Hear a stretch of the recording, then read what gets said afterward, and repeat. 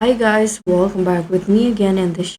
On today's tutorial, you add your logo to the Google Folder. So in here, as you guys, the header of this contain channel as there.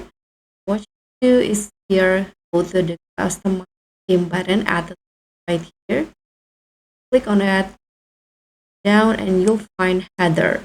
So just tap in, choose image.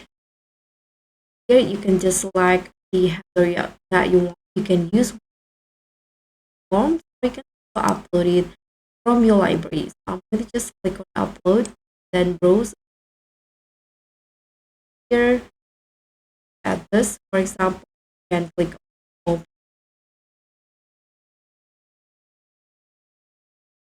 Now the image, this is the preview of the image. Now you can just click on done,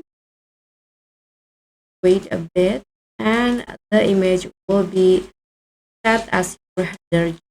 This. You can close this and you are done. So thank you so much for watching. Don't forget to like and subscribe. Also click on thanks. Bye.